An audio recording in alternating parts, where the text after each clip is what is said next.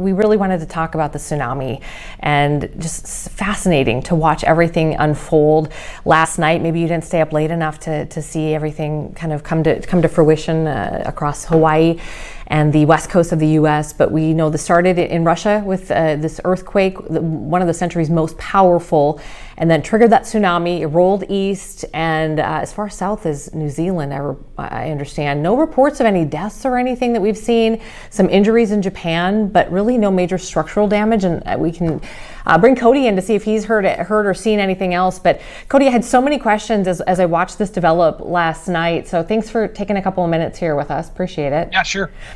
So I guess briefly, can we do like a quick 101? What is a tsunami? It's not something we talk about a whole lot.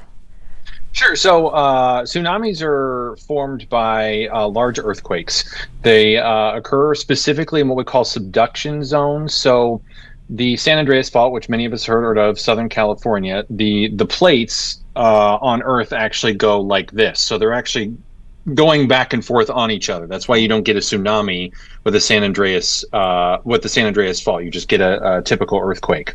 With a subduction zone area, which is essentially the entire ring of the Pacific Ocean. So you're talking going from New Zealand all the way northward through Indonesia and then up through Japan, the Aleutian Islands in Alaska, down the Alaskan coast, the entire western coast of North America, and then all the way through South America. That's what we call our ring of fire, or where we have lots of volcanoes and lots of earthquakes. A subduction zone. The subduction zone creates both volcanoes and earthquakes.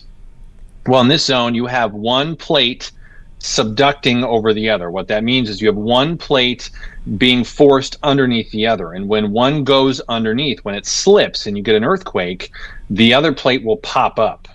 And it's that popping up that can create a tsunami. And you're displacing water. So think of the ocean floor. Think of a bathtub. And say you put your hand at the bottom of one side of the bathtub and then you suddenly lift it. Yeah. Well, you displace water. The water essentially sprays everywhere. Yeah. Well, that's what's happening at the base of the ocean floor. And we're not talking, the floor of the ocean popping up a few inches. For example, the major earthquake in 2011 in Japan that created the massive tsunami that destroyed a lot of Japan, killed a lot of people. Yeah. The lifting mechanism, the part of the ocean floor that was lifted over 40 feet in a few seconds. Oh. Wow. So that's what these kind of earthquakes can create. Now, we don't know the exact, it took a long time to discover how much the ocean floor was actually lifted with that Japanese quake. And it will take a lot of investigative work to actually go to the sea floor and see how much it was lifted. But that's the potential. And so that's one of the reasons why these tsunami watches and tsunami warnings are issued as soon as an earthquake happens in that area, is because you don't know how much that seafloor is lifted. It could be a few inches, it could be a few meters, it could be 100+ feet. You don't really know.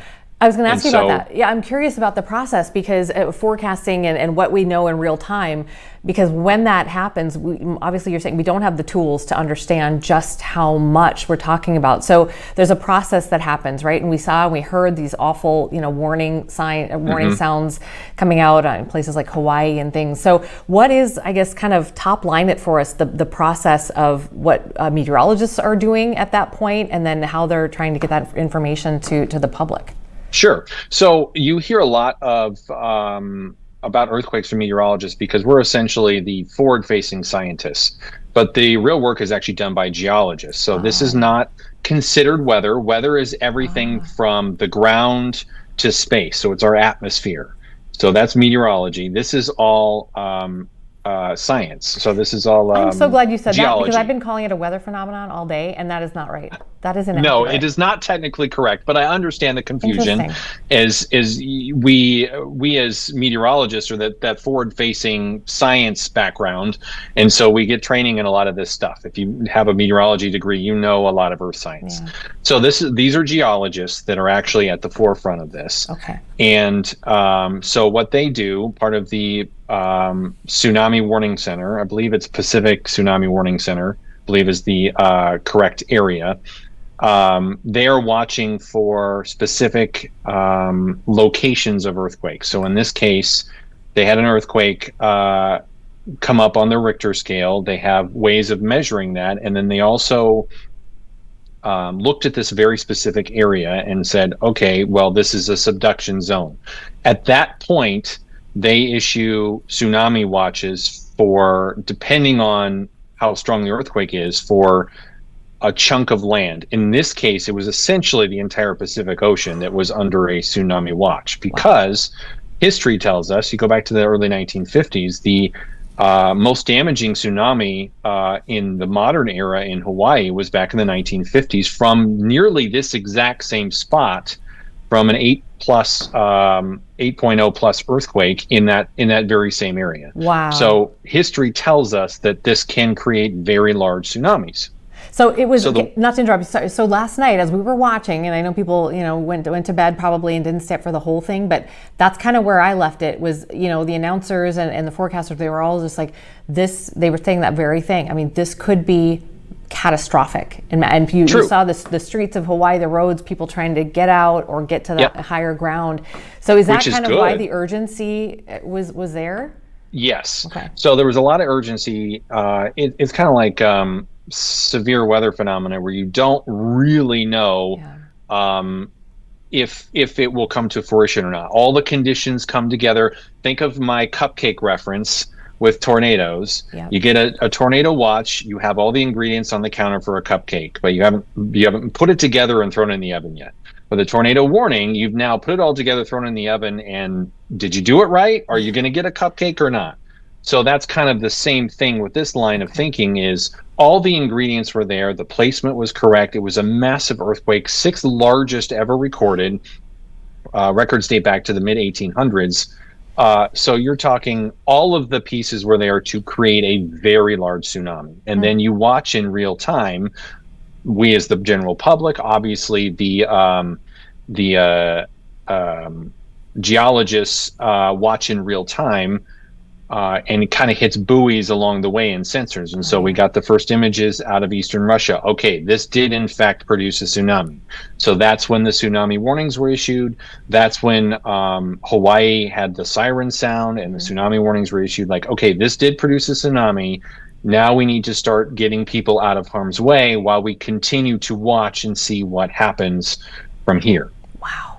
It's incredible. I mean, things like buoys, we think we're so technologically advanced, and we're literally watching it cross buoys. Correct, because there's no way. So I think I even find myself forgetting how large the Pacific Ocean is. It is absolutely massive, to the point where if you were to, take a plane to space and look down from the center of the Pacific Ocean, you won't see land. I mean, that is how large it is. It's, it takes 10, 11, 12 hours by plane to cross. So it is just absolutely tremendous. In fact, we actually know more about our moon than we do about the Pacific Ocean. Wait, what? That's just how vast it is.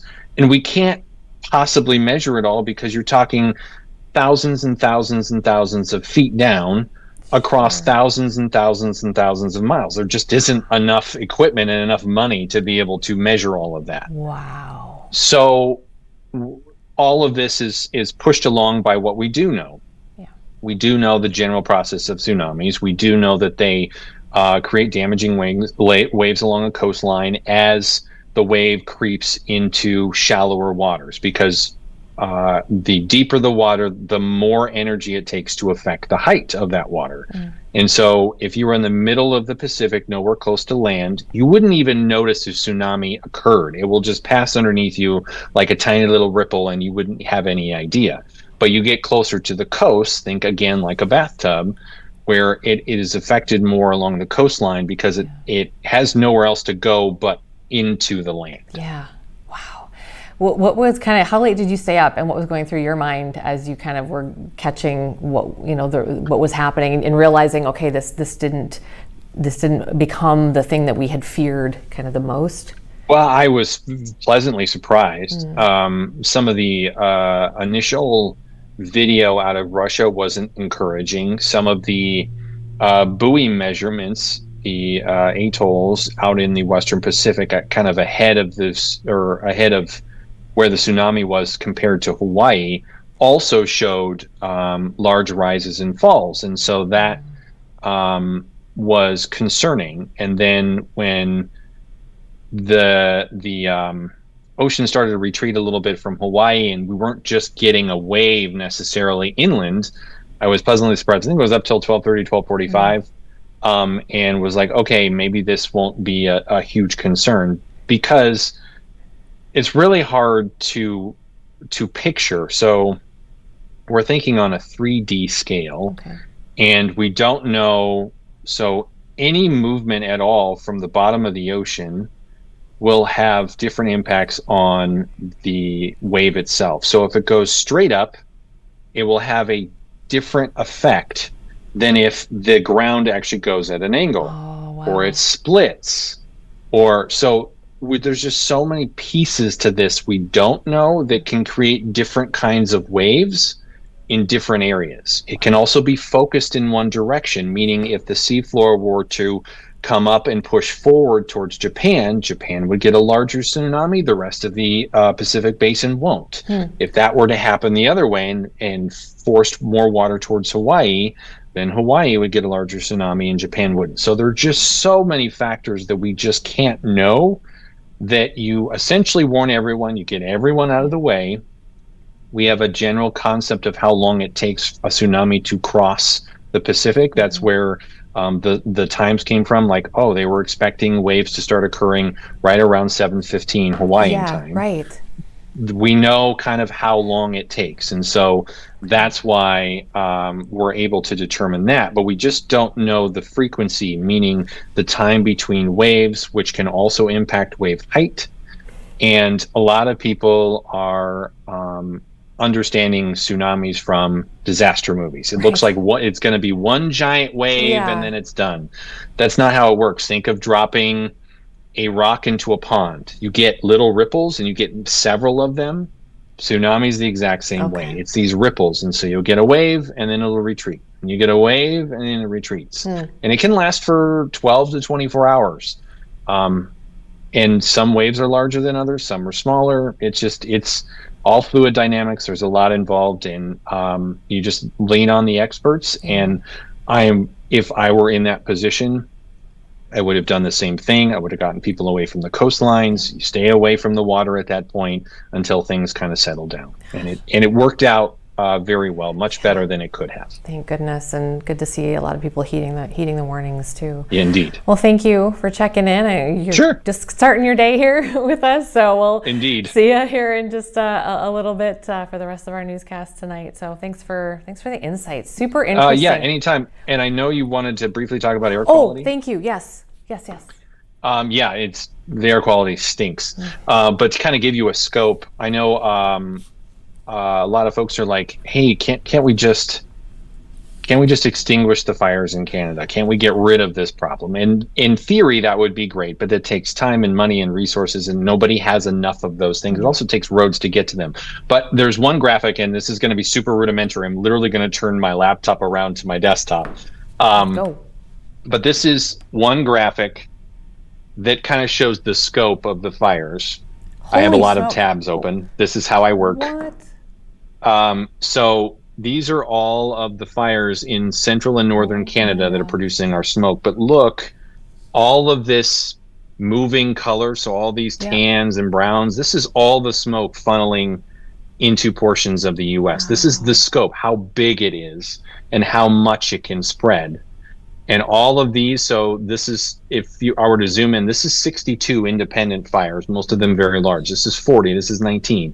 You see a bunch of numbers in the southeast. These are all tiny fires, typically by farmers burning something, but they still show up on satellite. So this is kind of a satellite overview of this, and it's overlaid on model data. But this is just kind of the scope of how many fires, how many massive fires there are, and how far north into Canada. Hardly anyone lives up here. You can't get around. There aren't roads.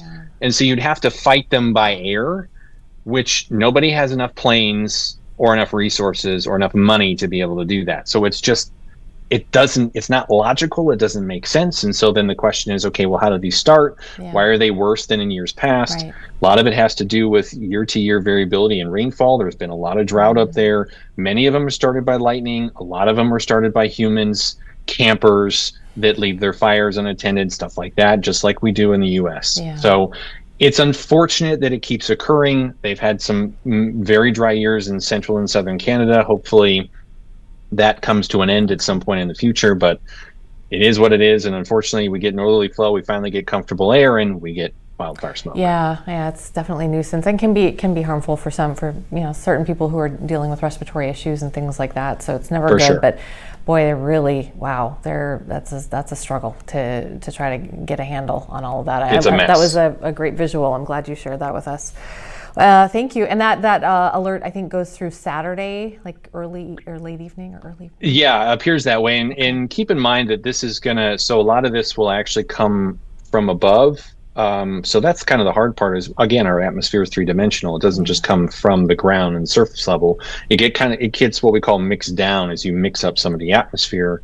So it'll kind of wax and wane. There may be periods that you don't really see a lot of smoke. There are other periods that may be rather thick. You just have to use your best judgment. If you can see it and you can smell it, then it's probably not healthy for you. Yeah. But you do you. If you want to spend the time outside, and that's up to you. I would just suggest listen to your body. And if your lungs start to burn, you start to taste a weird iron taste or something like that, it's probably not good. You should probably go inside for a while and take a break. Definitely. Okay.